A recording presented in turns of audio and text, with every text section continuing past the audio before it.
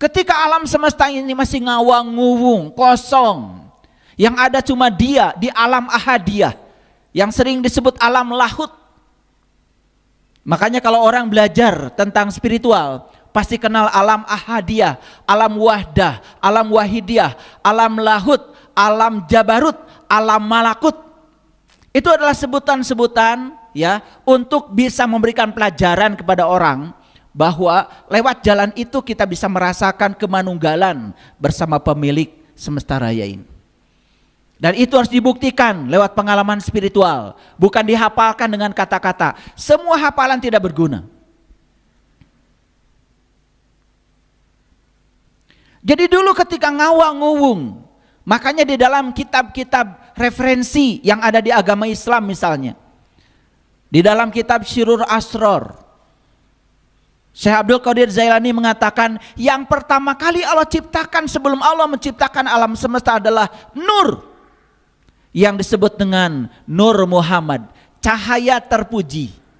Tidak ada kaitannya dengan nama manusia. Nur Muhammad artinya cahaya terpuji, manifestasi dari dirinya sendiri, dari alam yang ngawang-nguwung ini. Sesungguhnya awal agama itu adalah makrifatullah, mengenal Allah. Yakinkan seluruh makhluk di semesta ini, baik yang kelihatan maupun yang tidak kelihatan, di setiap ruang dan waktu, di semua tingkatan, mereka senantiasa berbahagia. Selalu bertekad di setiap hari baru kita untuk menjadi sumber cinta, sumber sukacita, sumber kedamaian, sumber keberkahan bagi siapapun. Karena ujung perjalanan kita beragama hanya dua. Yang pertama ketuhanan dan yang kedua adalah kemanusiaan. Ciri orang yang bertuhan, maka dia sangat dirindukan oleh manusia. Ciri orang yang bertuhan, dia tidak mungkin menyakiti makhluk lain. Kita bersyukur hari ini kita diundang kembali oleh Sang Pemilik Semesta. Kita bersyukur hari ini kita terpilih ada di sini. Dan kita terpilih di sini bukan kebetulan. Kita terpilih di sini karena ada kesamaan frekuensi. Karena semesta sangat mengerti semua kebutuhan kita, kebutuhan masing-masing jiwa kita. Dan karena kita yang menariknya, kita ada di sini. Oleh karena itu, mari kita puji Dia bersama-sama membaca hamdalah. Alhamdulillahi Rabbil Alamin. Mari kita awali kajian kita di pagi yang penuh berkah ini, seraya merasakan kehadirannya dalam diri kita. Dia tidak pernah jauh meninggalkan kita. Dia senantiasa menemani setiap persoalan kehidupan kita. Dia senantiasa memandu kita dari dalam. Suaranya sangat lantang, mengingatkan kita supaya selalu berada di jalannya. Kita mohon ridhonya, kita mohon berkahnya. Mari kita sapa semuanya dengan kelembutan dan cinta, seraya membaca basmalah. Bismillahirrahmanirrahim. Para sahabatku yang budiman, baik yang ada di tempat ini maupun yang sudah siap sejak dari tadi pagi untuk mengikuti live di rumahnya masing-masing. Berkah teknologi, maka kita sekarang bisa mengakses semua informasi, sumber-sumber informasi dari manapun kita berada. Kalau yang hadir di masjid ini lebih dari 300 orang saja, ruang ini sudah tidak cukup. Sementara yang hadir di rumah sekarang ini rata-rata sekitar 40.000 orang. Bayangkan kalau semua hadir di sini, ya toh, tempat parkirnya harus luas. Dan itulah teknologi. Dan kita bersyukur dan berterima kasih pada orang-orang yang telah berani untuk berbeda pemikirannya. Karena penemuan teknologi hanya bisa dilahirkan oleh mereka yang berani berbeda, berani untuk menunjukkan jati dirinya. Maka penemuan disitulah terjadi. Para sahabat, hari ini saya akan menyampaikan satu judul yang sangat penting, dan ini ada di Quran surat Al-Buruj. Al-Buruj itu cerita tentang gugusan bintang. Dan hari ini kita akan masuk untuk memahami itu, dan saya yakin siapapun yang berharap untuk mengalami itu pada ruang dan waktunya pasti akan mengalami sendiri. Judulnya adalah yang menyaksikan dan yang disaksikan. Sebelum saya memasuki inti dari kajian ini, saya ingin menyampaikan satu gambar, dan gambar ini tidak sembarangan. Di sini ada gambar manusia. Saya gambar dari bagian leher ke atas, karena manusia itu sejatinya dari leher ke atas. Itulah yang membedakan manusia dengan makhluk lain. Ya, dari leher ke bawah semuanya sama. Dari leher ke bawah itu ya hanya sarana untuk melakukan proses perkembangbiakan saja. Tapi inti manusia itu dari sini ke atas. Makanya dari sini ke atas ini, kalau sudah ditemukan rahasianya, kita bisa menemukan rahasia hidup. Kenapa saya menampilkan gambar ini? Ini adalah gambar alam semesta. Gambar alam semesta yang ditangkap oleh teleskop, namanya teleskop Hubble. Ya, kalau melihat gambar alam semesta ini, kita juga akan bingung, bumi kita ada di sebelah mana? Karena bumi kita ini hanya debu kecil yang terapung-apung di semesta ini. Bahkan di sini nyaris tidak kelihatan. Kalau bumi kita aja hanya debu kecil di alam semesta, terus kita ini, diri-diri kita ini, yang mana? Bumi kita ini dibandingkan matahari yang kita saksikan saja, hanya 1/100.000-nya bumi kita itu. 1/100.000 dari matahari itu bumi. Nah kita ini 1/berapanya? Coba yang tinggal di Jawa Barat saja. Jawa Barat yang luas ini sampai hari ini, ya, bahkan oleh kita belum terjamah semuanya.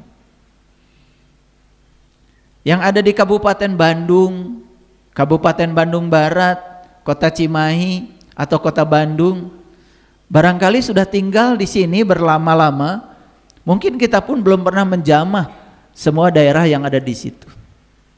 Betapa kecilnya diri kita. Tetapi Allah, Sang pemilik semesta ini, menyampaikan dalam Quran surah Al-Fussilat, ya. Surah Al-Fussilat ayat yang ke-53, dan saya tuliskan di sini di atas gambar ini. Allah mengatakan, sanurihim ayatina fil afaq, dan Allah mengatakan, aku bentangkan ayatina. Ayat itu bahasa Arab, bahasa Indonesianya adalah tanda. Aku bentangkan tanda-tandaku, kata Allah, ya, fil afaq, di segala penjuru, di segala ufuk, di alam yang tanpa batas ini. Makanya alam yang tanpa batas ini dalam Al-Quran disebut al-alamin. Alamin itu dari kata alamat. Alamat itu artinya adalah ciri. Karena alam semesta ini, baik yang kelihatan, ya, maupun yang tidak kelihatan, baik yang zahir maupun yang batin, itu adalah tanda-tandanya. Kalau melihat gambar alam semesta di sini, Bapak Ibu, alam semesta ini tanpa batas. Bahkan teleskop yang paling canggih sekalipun sampai sekarang belum bisa menjangkau luasnya alam semesta. Dulu teleskop Hubble, sekarang teleskop James Webb, itu pun belum bisa menjangkaunya. Bahkan sekarang teknologi sedemikian majunya, mereka masih belum bisa menjangkau bahwa alam semesta ini tak terbatas, unlimited, tidak ada batasnya. Sedangkan Allah sendiri mengatakan dirinya, aku meliputi semesta raya. Alam semestanya sendiri sudah tanpa batas. Yang meliputi pasti lebih tanpa batas lagi dari yang diliputi. Terbayang gak betapa kecilnya kita? Dan tidak mungkin Allah yang maha besar itu menitipkan otoritas, menitipkan kekuasaan absolutnya kepada seseorang yang bernama manusia. Lalu banyak sekali orang yang mengatakan dirinya seolah-olah berhak untuk menghakimi orang, berhak untuk menilai orang, berhak untuk memilah siapa ahli surga, siapa neraka. Itu bohong besar. Makanya kalau ada manusia yang berani-berani menghakimi manusia yang lain, sebetulnya dia sudah mengambil hak dari dia pemilik semesta raya itu. Makanya Allah berulang kali mengatakan dalam Al-Quran, Inna rabbaka huwa a'lamu biman dhalla an sabilihi wa huwa a'lamu bil muhtadin. Hanya dia, Tuhanmu, kata Allah, yang berhak untuk tahu siapa yang tersesat di jalannya dan siapa yang dapat petunjuk. Tetapi ada nggak manusia yang suka menghakimi orang lain? Ada nggak manusia yang seolah-olah dia itu punya kunci, dia masuk surga, yang ini masuk neraka? Ada apa banyak? Itulah karena dia tidak memahami ilmu pengetahuan yang luas. Karena kesempitannya itu yang membuat dia bersikap seperti itu. Kembali pada gambar ini Bapak Ibu. Jadi Allah mengatakan, sanurihim ayatina fil afaq. Aku bentangkan kebesaranku di segala penjuru, di segala ufuk. Jadi kalau tadi saya mengatakan yang tinggal di Bandung saja, belum pernah ada orang yang tahu setiap jengkal tanah di Bandung. Betul nggak? Kalau disuruh jalan kaki apalagi, ya sangat terbatas. Saya kemarin sama istri saya itu sebelah sana, sama anak cucu, pergi ke pantai Karangpotong.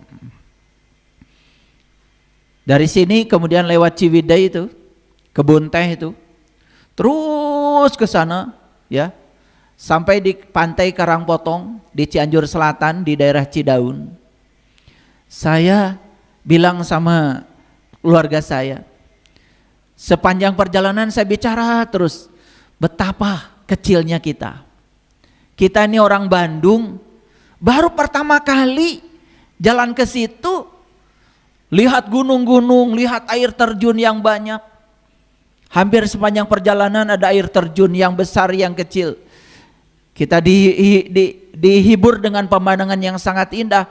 Yang muncul dari batin saya, ya Allah, betapa besarnya Engkau. Ya, Bandung saja belum sempat saya jelajahi, apalagi alam semesta ini yang sangat luas. Bumi, padahal bumi ini hanya 1/1 dari matahari. Padahal yang kayak bumi ini di galaksi Bima Sakti saja ada 250 miliar yang kayak bumi ini di satu galaksi, sedangkan galaksi pun jumlahnya miliaran lagi. Kita menyaksikan bintang yang bernama matahari satu saja sudah terkagum-kagum. Sedangkan yang bintang seperti matahari di alam semesta jumlahnya miliaran. Bahkan yang besarnya ya lebih besar dari matahari, lebih banyak lagi di alam semesta ini. Dan kita tidak melihatnya karena keterbatasan penglihatan kita. Bapak Ibu, coba ketika mengucapkan kalimat Allahu Akbar, sadari akbarnya Allah. Bukan bila Allahu Akbar, tapi ngambil TV orang. Dan sekarang Allahu Akbar itu digunakan untuk membakar orang lain, supaya orang lain mau diprovokasi, mengikuti hawa nafsunya, dia yang mengucapkan kalimat itu.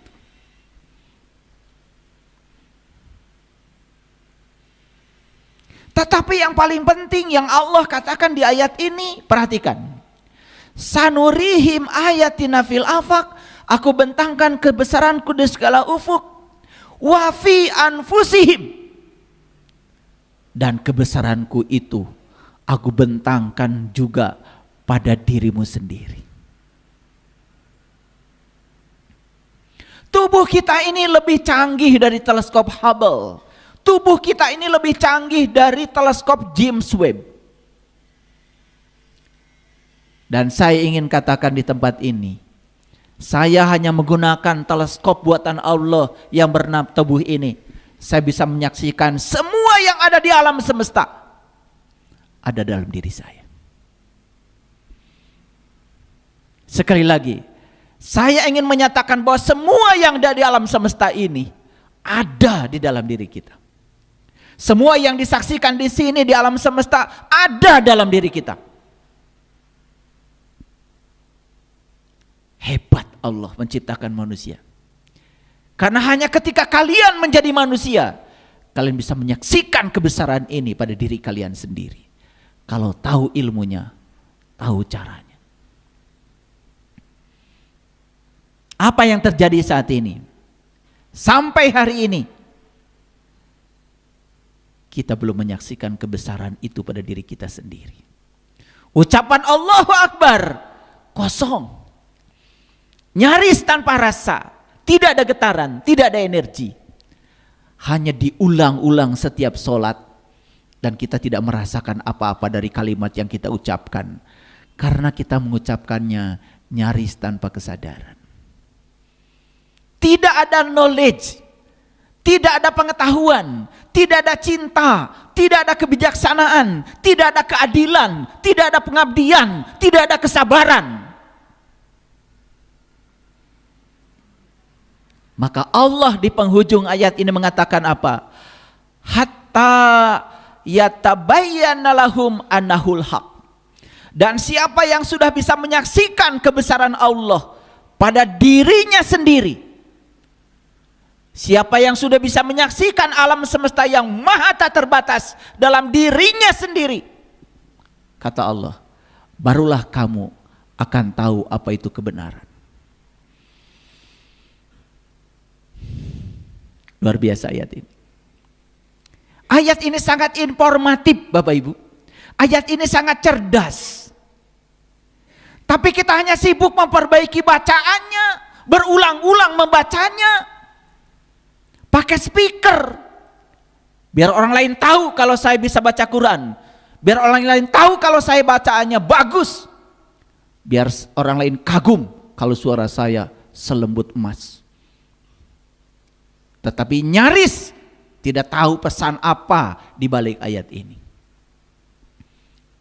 Saya kemarin menyatakan, kalau peribahasa kita yang dulu, kacang lupa kulitnya. Kalau peribahasa saya yang sekarang, justru kulit lupa kacang.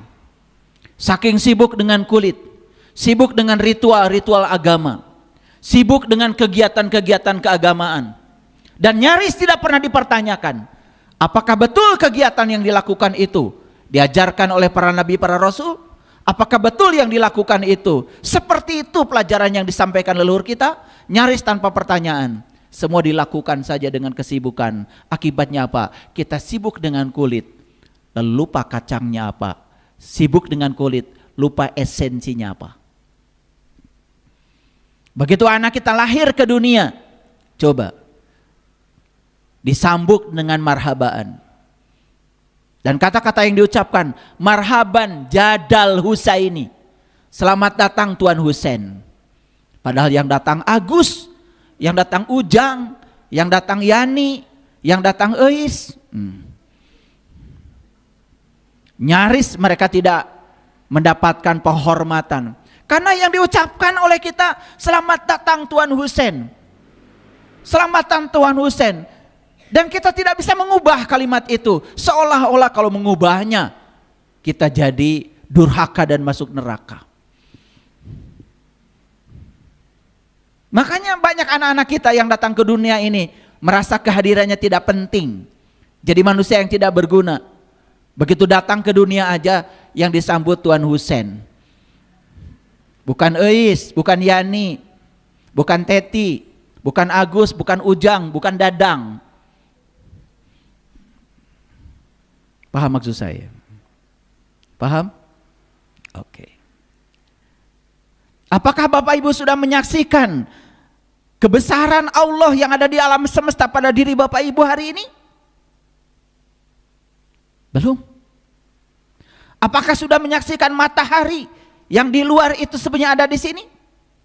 Apakah sudah menyaksikan bintang-bintang yang gemerlap itu ada di sini? Apakah sudah menyaksikan bulan yang indah itu ada di sini? Belum.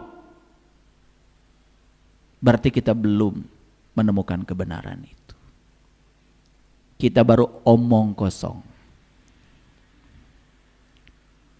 Paham sampai di sini? Ini pesan dari ayat yang pertama. Yuk sekarang saya akan memasuki inti dari kajian kita hari ini.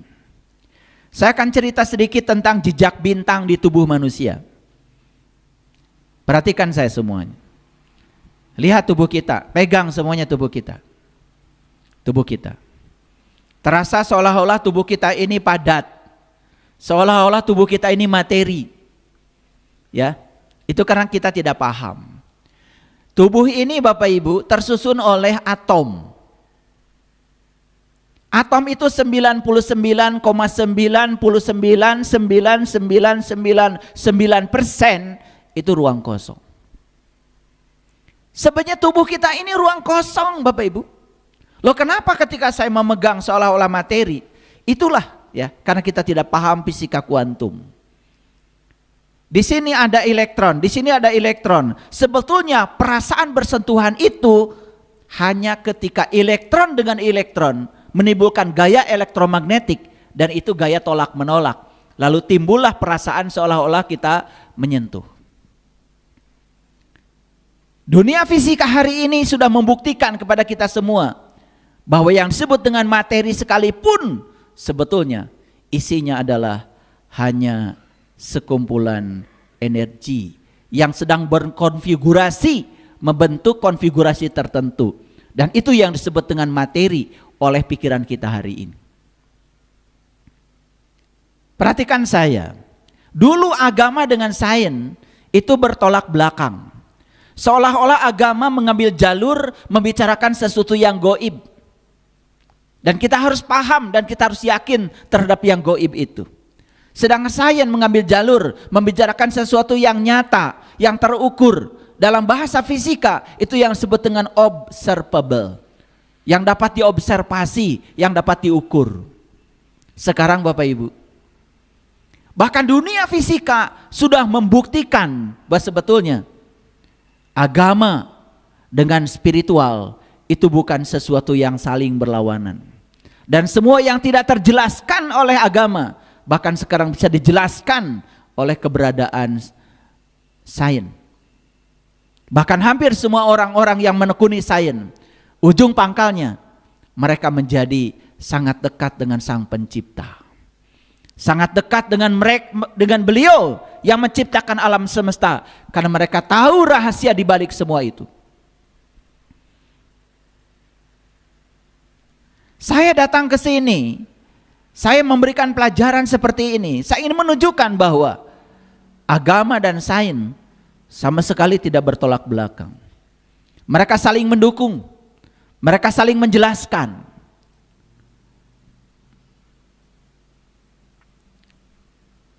Perhatikan ini.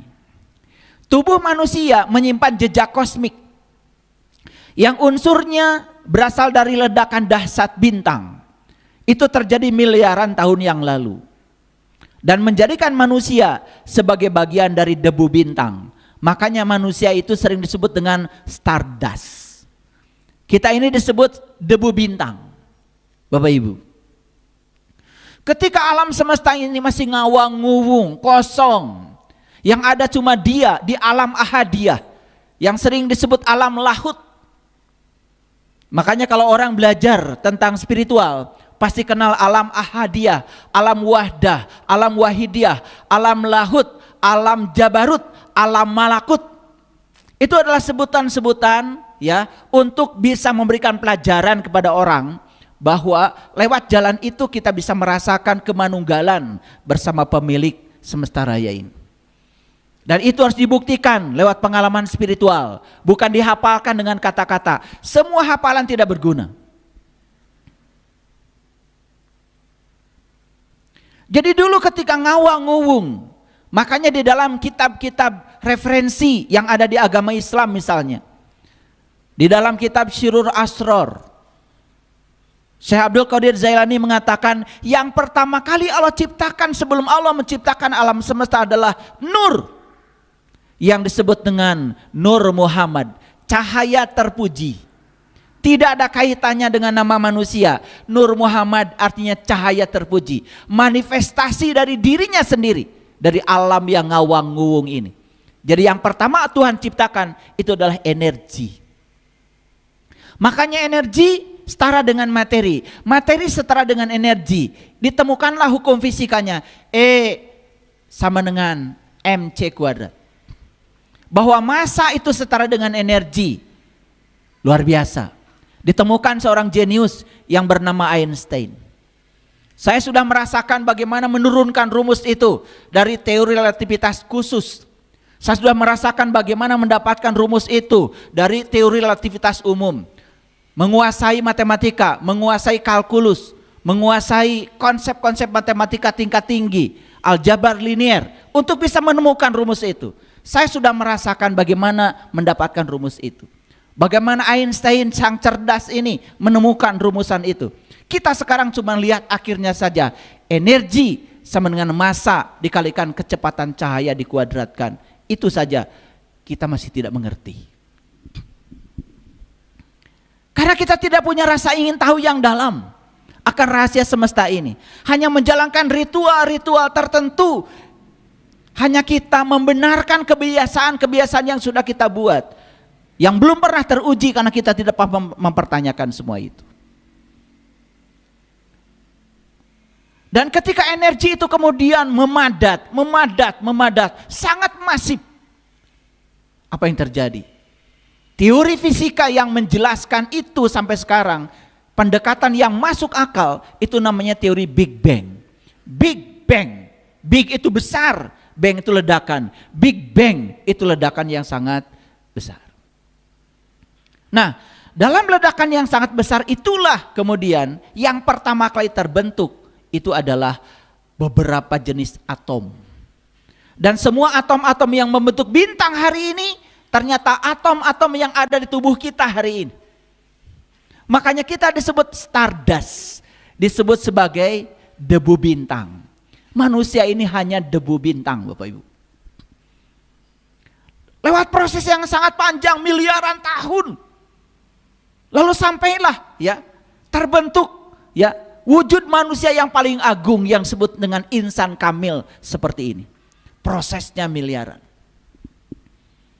Prosesnya melewati tahapan-tahapan evolusi, bukan tahapan revolusi.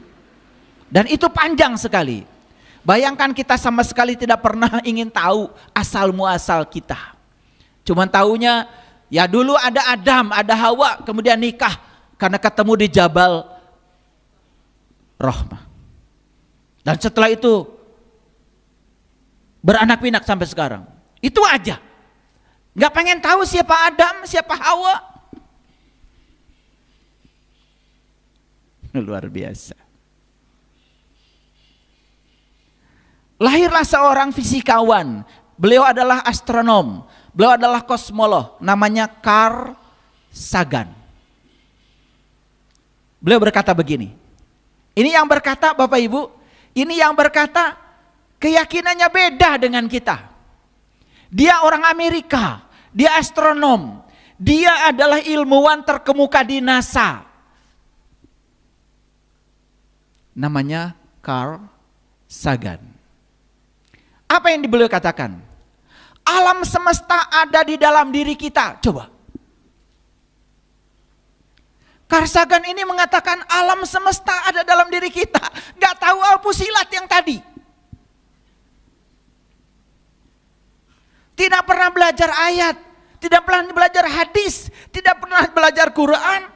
Tidak tahu Quran surat Al-Fussilat ayat 53 tadi. Yang sanurihim ayatina fil afaq wa fi anfusihim. Gak tahu dia. Tapi tiba-tiba dalam sebuah jurnal dia mengatakan alam semesta ada di dalam diri kita. Keren gak Bapak Ibu? Keren gak Bapak Ibu?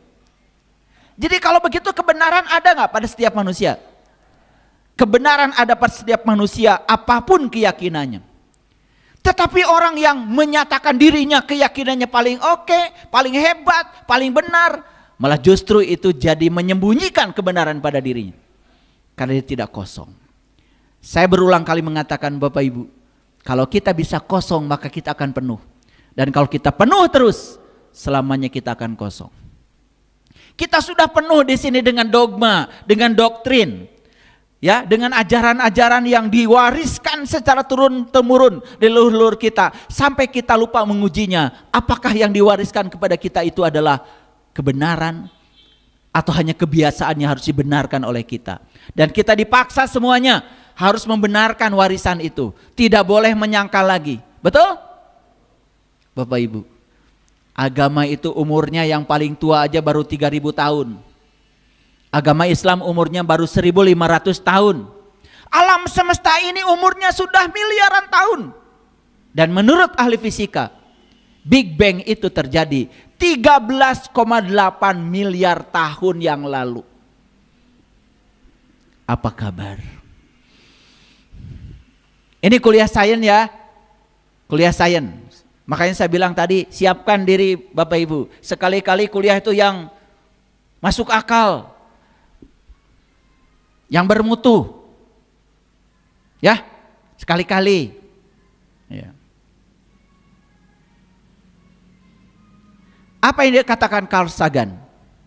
Alam semesta ada di dalam diri kita. Kita terbuat dari materi bintang. Kita adalah cara alam semesta mengenal dirinya sendiri. Wih, luar biasa.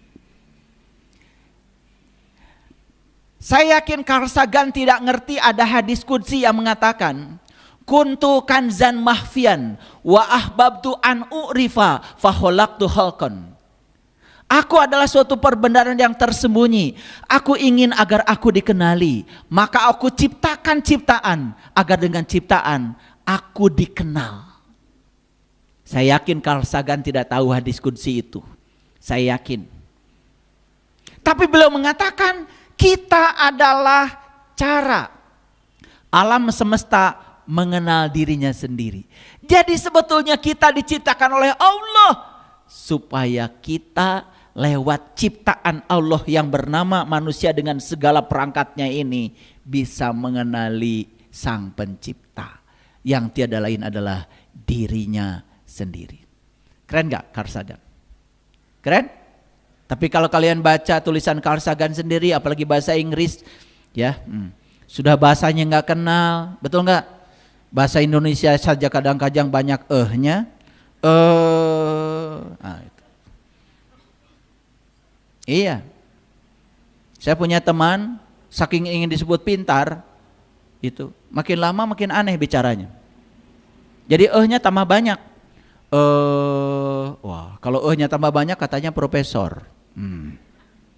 Saya bingung, jedanya banyak banget gitu.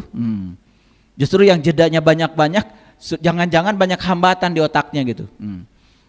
Karena ternyata lupa itu ada kaitan dengan akhlak. Ya, jadi orang yang banyak melakukan tindakan yang kotor lama kelamaan juga jadi pelupa. Ya, susah ingat, gampang lupa. Makanya lupa itu ada kaitan dengan perilaku sebetulnya. Jadi kalau yang gampang lupa, awas, hati-hati, periksa perilakumu seperti apa. Ya, di samping ada urusan dengan makanan juga sebetulnya ya, gitu. Makanya kalau makanannya, ya, makanannya tidak teratur, ya jarang saum, ya, makannya tidak pakai rumus 3J, tidak jelas jamnya, tidak jelas jumlahnya, tidak jelas jenisnya, lupa. Ya, oke. Makanya pemerintah bikin program MBG supaya apa? Supaya ya kualitas gizi anak-anak kita bagus. Bahwa sekarang ada isu keracunan, jangan lihat negatifnya, yang positifnya lebih banyak. Kadang-kadang saya bingung lihat bangsa ini, ya, yang dikasih makan sudah 1 miliar, yang keracunan cuma ribuan, itu tiap hari yang diberitakan. Sehingga kerja pemerintah ini seolah-olah tidak ada, langsung stop, bukan perbaiki. Makanya kalian kan kebiasaan, begitu pasangan tidak seperti yang kalian mau, langsung ke pengadilan agama, bukan diperbaiki, betul nggak? Iya, ada program pemerintah kurang sempurna, langsung stop, gitu aja. Tapi tidak pernah ngasih solusi. Terus kalau stop, solusinya apa? Ini bingung saya memikirkan, ya, bangsa kita ini harus ada taubatan nasuha. Tahu kenapa taubatan itu dikaitkan dengan Pak Nasuha? Jadi Pak Nasuha itu nama orang, Bapak Ibu. Pak Nasuha ini itu dulu ustadz itu. Dan setiap ada orang meninggal, pasti sama beliau itu diambil itu kain kafannya, dijual. Ya. Oh mohon maaf, Pak Nasuha ini bukan ustadz ternyata, tukang gali kubur. Makanya kalau ada yang meninggal pasti kain kafannya diambil. Kalau sudah pulang semua, ntar malam-malam. Nah suatu saat ya, Pak Nasuha ini tukang gali kubur ini ketemu Pak Ustadz. Saya tahu yang suka ngambil kain kafan itu kamu, Nasuha. Tolong ya, nanti kalau saya meninggal, pasti kain kafan bagus. Banyaknya nyumbang sama Ustadz. Tolong ya, jangan diambil kain kafan saya. Nanti saya kedinginan dong dalam kubur. Jadi pergi ke notaris bikin surat pernyataan antara Pak Nasuha dengan Pak Ustadz. Dan betul tuh, Pak Ustadz tuh meninggal. Stroke katanya. Kayaknya terlalu banyak makan itu, jeroan kambing. Dan meninggalnya habis ada kurban itu kalau nggak salah. Mati tuh Pak Ustadz, dikuburkan. Saat dibungkus itu jenazahnya Pak Ustadz, Pak Nasuha udah ngiler, kain kafannya mahal, sumbangan. Akhirnya setelah dikubur, siap-siap Pak Nasuha, malam-malam dia bongkar kuburan Pak Ustadz itu. Dia udah lupa lagi perjanjian, nggak apa-apa melanggar janji kan Pak Ustadznya udah meninggal. Begitu dibuka, digali, begitu mau ditelanjangi, bangun Pak Ustadznya, Nasuha, gitu. Kita sudah di notaris, ada perjanjian. Maka setelah itu Pak Nasuha gak berani lagi ngambil kain kafan. Makanya Pak Nasuha bertobat. Maka disebut taubatan Nasuha, gitu.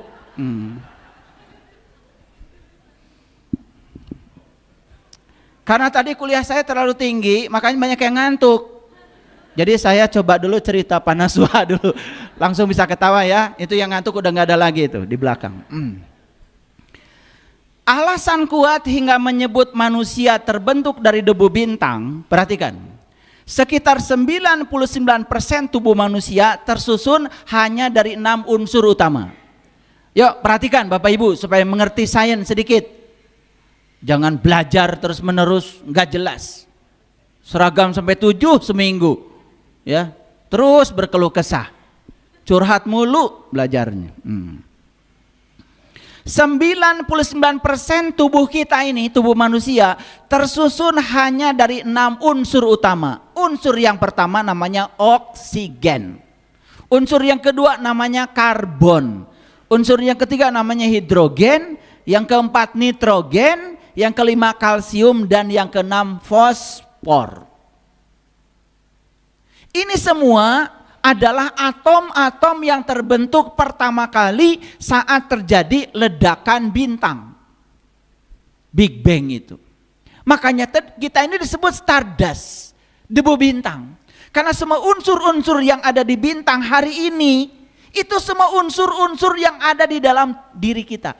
Jadi secara fisik, secara jasmani, kita ini debu bintang. Dan secara ruhani, ternyata bintang-bintang yang ada di dalam semesta ini pun dapat disaksikan dalam diri kita. Nabi Ibrahim bertemu bintang, Nabi Ibrahim bertemu bulan, Nabi Ibrahim bertemu matahari. Bukankah itu diajarkan dalam Al-Quran? Duh sayang ya, Quran yang sebegitu indah ini hanya dibaca berulang-ulang saja ya. Diperbaiki idgham bigunahnya, bila gunahnya ya. Dan seolah-olah kalau sudah lancar kita sudah masuk surga. Itu baru belajar bahasa Arab, belum belajar agama. Esensinya tidak masuk. Makanya jadi kulit lupa kacang. Kulit terus muter-muter di luar. Perbaiki bacanya, perbaiki mahrajnya, perbaiki cara bacanya, perbaiki suaranya. Tapi kacangnya enggak pernah disentuh. Paham maksud saya? Oke. Saya bukan anti dengan itu. Ya, orang Islam harus bisa baca Quran. Masa enggak bisa? Bisa ya? Bisa. Tetapi yang paling penting ngerti pesan Allah, kan itu surat. Surat itu ada pesan di dalamnya. Yuk lanjutkan. Nah, unsur-unsur ini, mana yang ini? Oksigen, karbon, hidrogen, nitrogen, kalsium, fosfor, ya. Harus hafal. Nggak akan ditanya di akhirat, nggak ada ujian itu. Ini bukan syarat masuk surga, supaya kita ngerti asal usul manusia, itu maksud saya, supaya kita bisa hormat sama pemilik alam ini. Unsur-unsur ini ditemukan di seluruh tubuh, terutama di molekul air. Yuk perhatikan saya, air aja molekulnya H2O, berarti H itu hidrogen, benar? Benar. O itu apa? Oksigen. Benar? Benar. Sedangkan air di tubuh kita itu 75%. Makanya harus rajin minum air sejam sekali. Pusing kepala, minum air. Bukan minum obat sakit kepala. Itu kurang air. Pegel-pegel, itu darah kurang ngalir. Karena minumnya sedikit. Minum air. Makanya ketika kencing lihat warna air kencingnya. Kalau keruh, kuning, kental, udah itu pesan kalau kamu kurang minum air, gitu aja. Gak usah ke rumah sakit, minum. Punya air di rumah? Nah bagus. Tetapi juga sebagai komponen dari biomolekul, seperti protein, lemak, DNA, karbohidrat. Nih saya semua, perhatikan.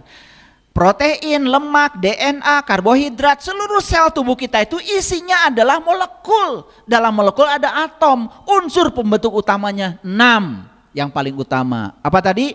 Oksigen, karbon, hidrogen, nitrogen, kalsium, fosfor. Belajar sedikit-sedikit ya. Dulu di sekolah juga kalian gak bener belajar. Udah sekarang di masjid aja belajar, biar dapat pelajaran yang bagus. Lanjut. Jika dilihat dari proporsi massa, oksigen itu menyumbang kurang lebih 65% proporsi massa. Karbon sekitar 18,5%. Itu sudah berapa? Jadi karbon dengan oksigen saja sudah 65 ditambah 18,5. Nah, hidrogen kita itu mencakup 90% jumlah atom di tubuh kita. Luar biasa ya. Jadi sekarang yakin Bapak Ibu kalau kita ini adalah debu bintang? Yes. Itu baru secara fisik. Nah secara rohani, secara spiritual, tubuh yang tubuh bintang ini oleh Allah diciptakan untuk menyaksikan bintang-bintang yang sejati. Seperti yang dialami Nabi Ibrahim. Ibrahim melihat bintang, setelah melihat bintang belum mengatakan ini wajahtu wajhalilladzi fataras samawati wal. Saya yakin ketika kalian membaca kalimat itu dalam sholat, ingatan kalian gak tahu kemana. Saya yakin, seyakin-yakinnya. Itu pengalaman saya dulu. Makanya saya cari keliling dunia, saya cari ilmunya, cari guru yang bisa mengajarkan ini wajah tu wajhalilladzi fataras samawati wal ardh. Ternyata mencari guru yang semacam itu seperti mencari jejak elang di langit. Seperti mencari jarum di tumpukan jerami. Bapak Ibu, sulit. Karena mereka tidak pernah menampakkan diri di permukaan. Tidak pakai atribut, signlessness. Tidak ada atribut, tidak ada gelar. Bajunya biasa seperti kita. Berumah tangga seperti biasa, cuman dia sudah tahu cara berumah tangga yang benar. Punya anak seperti kita, cuma sudah tahu memperlakukan anak yang benar. Bukan ngomong di luaran seperti bahagia, di dalamnya brengsek. Yang palsu begitu jumlahnya banyak. Atom-atom ini diciptakan sejak awal alam semesta. Ulangi, atom-atom inilah yang Allah pertama kali ciptakan dari dentuman yang besar itu, Bapak Ibu. Ini kalau saya jelaskan secara fisika kuliah ini bisa habis 5 SKS hanya cerita itu aja. Judul kita tidak nyampe, jadi ini cuma dasar-dasarnya saja. Nah, itu terbentuk 13,8 miliar tahun yang lalu, yang kemudian membentuk bintang, planet, kehidupan. Dan sekarang kita yakin kalau diri kita ini adalah alam semesta dalam bentuk manusia. Ulangi Bapak Ibu, siapa diri kita? Ulangi, siapa diri kita? Kalau diri kita alam semesta dalam bentuk manusia, berarti Quran surat Al-Fussilat yang mengatakan, aku bentangkan kebesaranku di segala ufuk, dan aku bentangkan kebesaranku wa fi anfusihim pada dirimu. Masuk akal dengan kajian ini? Itu, makanya kajian ini menggunakan pendekatan saintifik. Saya tidak akan membenturkan agama dengan sains. Karena agama dengan sains sekarang sudah sahabatan. Psikologi dengan biologi sekarang sudah sahabatan. Dulu psikologi dan biologi berlawanan. Sekarang sudah sahabatan, saling mendukung. Makanya kalau kalian belajar agama hanya terus ya mencari yang goib. Agama itu hanya hidup di tempat ibadah. Tapi tidak hidup di pasar. Tidak hidup di kantor. Iya, ketika sholat nggak korupsi. Karena korupsi bukan ketika sholat. Kan habis sholat. Kan kalian ngomongin orang habis sholat, bukan? Pengen nyubit sama kalian itu. Jadi agama itu cuma hidup ketika ibadah. Di luar itu nggak hidup lagi, mati. Nah nanti ya, Rabu yang akan datang saya akan ungkap itu. Sekarang kita batasi dulu ke judul ini. Karena ini kalau itu diungkap terlalu banyak itu. Ya, baik, perhatikan. Dalam Quran surat Al-Buruj, surat ke-85 ayat 3, buruj itu artinya apa? Gugusan bintang. Ulangi, apa buruj? Oke. Dalam Quran surat Al-Buruj Allah berfirman, wasyahidin wa mashhud. Wah, itu katanya Saiful Karim bacanya wasyahidin, harusnya wasyahidiu gitu. Kan saya bukan sedang ngajarin Quran ya. Kan saya bacanya pisah-pisah, wasyahidin wa mashhudin gitu. Saya tahu ya. Saya tahu ya, itu yang namanya kasroh, kasrotain menghadapi waw, itu idgham bigunah. Dibacanya wasyahidiu. Gitu tahu saya. Ada orang yang kerjanya terus aja mencari kesalahan. Terus dia mau cari yang benarnya kapan? Bingung saya sama dia. Nah, wasyahidin wa mashhudin, demi yang menyaksikan dan yang disaksikan. Bapak Ibu, ya, kita harus ketemu siapa yang menyaksikan dan siapa yang disaksikan. Harus ketemu. Karena syahadat itu kan ada yang menyaksikan, ada yang disaksikan. Nah kita sampai sekarang bingung, yang menyaksikan siapa, yang disaksikan siapa, betul nggak? Makanya ini harus kita bongkar dulu rahasianya. Yuk kita lihat dulu. Ini ada Quran surah Al-Qasas ayat 56. Saya bacakan ya pelan-pelan. A'udzubillahi minasyaitonirrajim. Bismillahirrahmanirrahim. Innaka la tahdi man ahbabta. Sesungguhnya kamu tidak akan dapat memberi petunjuk kepada orang yang kamu cintai. Siapa kamu di sini? Kamu di sini dulu Nabi Muhammad yang pertama dapat ayat ini. Setuju? Jadi artinya Allah bilang sama Nabi Muhammad, Muhammad, kamu tidak bisa memberi petunjuk sekalipun pada orang yang kamu cintai. Jadi hidayah, petunjuk tidak ada kaitannya dengan nasab, tidak kaitannya dengan darah. Ini pengumuman loh buat bangsa Indonesia. Karena sekarang ini asal orang dandanya seperti itu, langsung dibilang cucu Rasulullah. Padahal hidayah nggak ada kaitannya dengan nasab. Rasulullah punya anak, yes, manusia. Beliau punya cucu, yes, manusia. Tetapi hidayah tidak kaitannya dengan nasab. Karena Allah bilang di Quran, innaka la tahdi man ahbabta. Jadi kalau di Quran dikatakan hidayah itu dari mana munculnya? Kata Allah, dari kemampuan kamu mendengar, mengikuti yang kamu dengar. Itu kata Allah. Alladzina yastami'unal qaul fayattabi'una ahsanahu ulaika hadahumullah ulaika hum ulul albab. Hidayah itu untuk siapa saja, asal mau mendengar dan mau mengikuti, dia berhak dapat hidayah. Mau orang Ciwidey, mau orang Pangalengan, mau orang Malaysia, mau orang Singapura, mau orang Amerika, siapapun orangnya.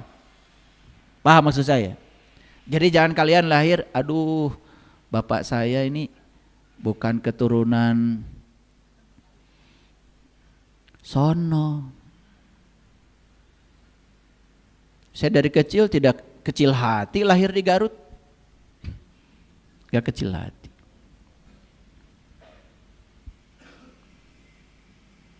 Karena saya udah tahu. Allah bilang, yahdillahu li nurihi mayyasha. Allah akan menunjukkan kepada cahayanya siapa yang dia kehendaki. Dan Allah menjawab, siapa yang dikehendaki olehmu ya Allah?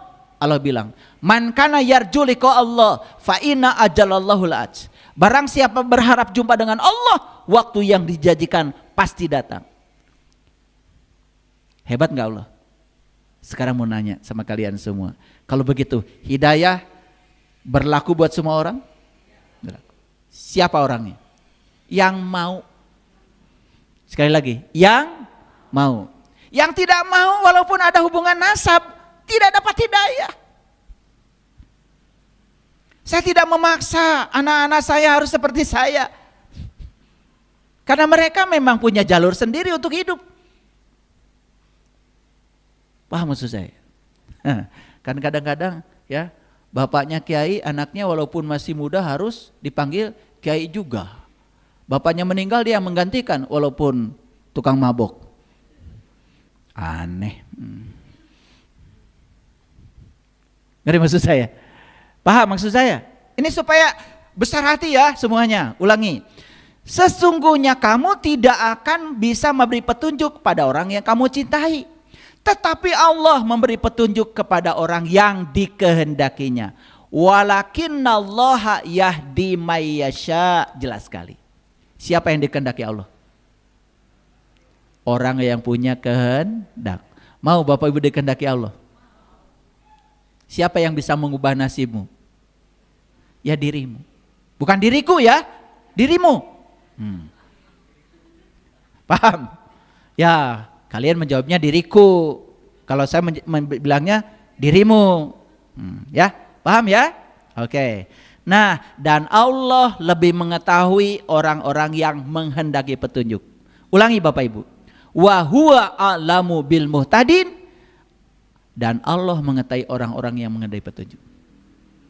Di antara sekian banyak, Allah tahu siapa yang benar-benar menghendaki petunjuknya. Tahu Allah. Yang datang ke sini cuman hanya saya ingin lihat ayah guru dari kedekatan. Karena kalau di YouTube jangan-jangan palsu. Ya saya begini, ya, gak pakai aksesoris, gak pakai bedak, ya begini, ya, saya cuma cuci muka aja. Nyisirnya ya pakai tangan aja, saya nggak bisa beli sisir. Kan bagus ya pakai ini aja. Nah, saya memang rambutnya tidak panjang, gak ada waktu ngurusi rambut. Harus apa itu namanya? Oh, krembat. Paham Bapak Ibu? Jadi Allah bilang huwa dan dia a'lamu, mengetahui bil muhtadin. Siapa-siapa saja di antara orang yang ada di sini, siapa-siapa saja orang yang mendengarkan kajian saya di online yang benar-benar ingin dapat petunjuk. Bapak Ibu, jangankan Allah, saya aja tahu. Loh kok saya tahu? Ya diberitahu. Makanya Bapak Ibu, ada yang minta dibukakan mata kalbu sama saya. Saya bilang kamu nggak bisa sekarang. Kapan? Saya tidak tahu. Dan yang menentukan kamu bisa bukan saya, kamu sendiri. Jangan salahkan saya. Saya nggak peduli pangkatnya apa, mobilnya apa, nggak peduli. Tidak ada KKN urusan hidayah. Tidak ada nepotisme urusan perjalanan spiritual. Makanya aneh ya, haji aja sogok menyogok, yang pengen berangkat nyogok, sementara dia tidak tahu bahwa nyogok itu sebetulnya tidak boleh kata Nabi. Karena yang punya kuasa ingin memberangkatkan juga dapat uang, jadi dia juga jadi disogok. Padahal kata Nabi, ar-rasi wal murtasi finar, yang nyogok dengan yang menyogok, dua-duanya celaka.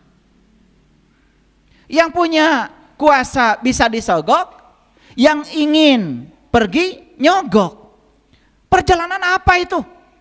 Itu bukan perjalanan suci.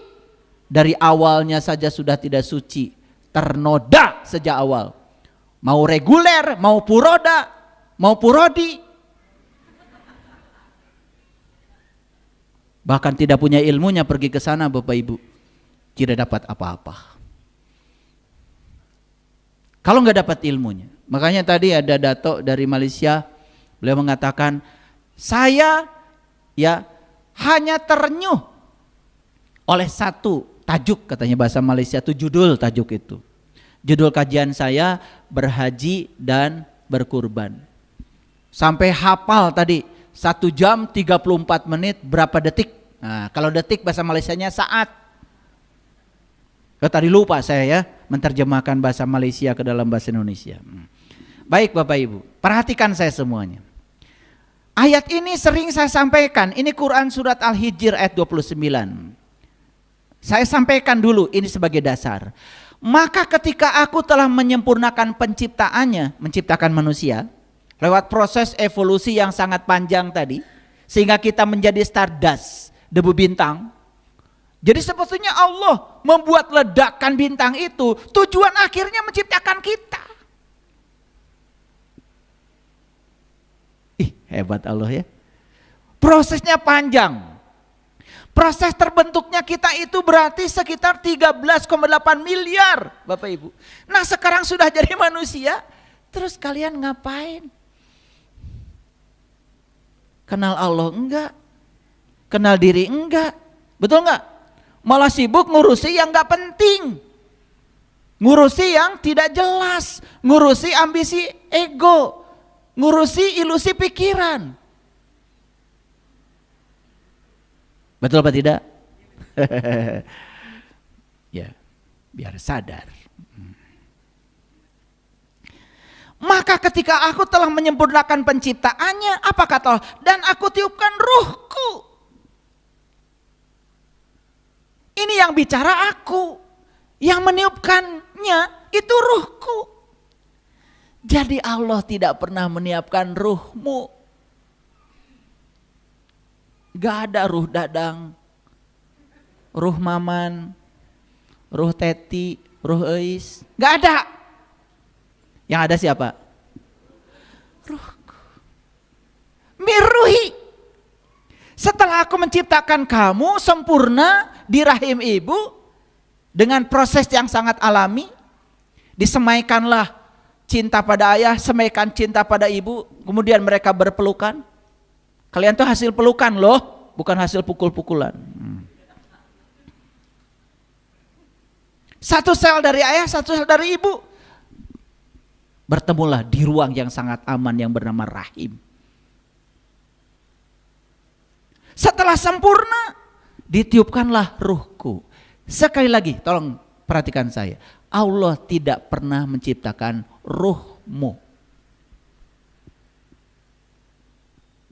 Ini Allah, ini hamba. Berarti hamba dengan Allah terpisah? Kebanyakan kan begitu. Ada yang punya kesadaran. Ini Allah, ini hamba. Tapi hamba ini cerminan dari Allah. Lumayan kesadarannya. Ini Allah, ini hamba. Hamba ini adalah manifestasi wujudullah. Wujud dari Allah. Lumayan kesadarannya. Ada lagi yang mengatakan, ini Allah, ini hamba. Hamba dan Allah bersatu sehingga hamba tidak ada. Yang ada cuma Allah. Diikat dengan satu kalimat, la ilaha illallah. Nah, kalau yang sudah sampai di sini, berarti dia sadar bahwa sebetulnya tidak ada ruhmu. Yang ada adalah ruhku. Jadi siapa diri sejati kita? Bukankah sebetulnya dia juga? Jadi siapa yang menyaksikan? Dia. Siapa yang disaksikan? Dia. Jadi makanya kita ini adalah alam semesta yang sedang mengenali dirinya sendiri. Ih, keren Bapak Ibu. Keren? Untung ya ngaji kesini ya. Oh, ini ilmu tauhid tingkat tinggi nih ya. Tingkat tinggi. Makanya gak kaleng-kaleng ini. Walaupun ini baru sebatas wacana. Selanjutnya Bapak Ibu harus mengalami ya. Harus mengalami. Syahadat itu yang menyaksikan dengan yang disaksikan harus mengalami langsung supaya tidak dijelaskan. Ulangi ya sekali lagi. Apakah Allah pernah meniupkan ruhmu? Tidak. Yang ditiupkan siapa? Ruhku. Betul? Oke. Berarti siapa yang disaksikan? Dia. Siapa yang menyaksikan? Dia. Stop sampai situ dulu. Itu tidak bisa saya jelaskan. Harus kalian alami sendiri. Maka suatu saat sampailah pada tingkat tauhid di mana tidak ada yang lain selain Allah. Bahkan aku pun tidak ada. Itu yang disebut dengan fana billah. Dan itu hanya bisa dialami. Ya, makanya setelah Al-Fatihah, surat kedua adalah Al-Baqarah. Ayat pertama Al-Baqarah apa? Alif, Lam, Mim. Kalau saya ditanya sama murid-murid saya, ayah, Alif Lam Mim artinya apa? Alif itu adalah A, Lam itu La, Mim itu Mi. Jadi apa Alif Lam Mim ayah? A, La, Mi. Udah gitu aja. Ya alami sendiri. Baru ngerti. Zalikal kitab la raiba fi. Nanti ketemu sama kitab yang sejati. Karena sudah mengalami. Jangan meniru saya ya. Itulah bahasa sederhana saya. Tapi di balik itu alif lam mim. Di situ. Makanya dibacanya pun harus dengan getar. Ya, ada getaran, ada energi. Nah, itu. Gak bisa dikasih di ruang publik. Enak aja. Udah alami aja dulu. Ya, itu aja yang paling dasar.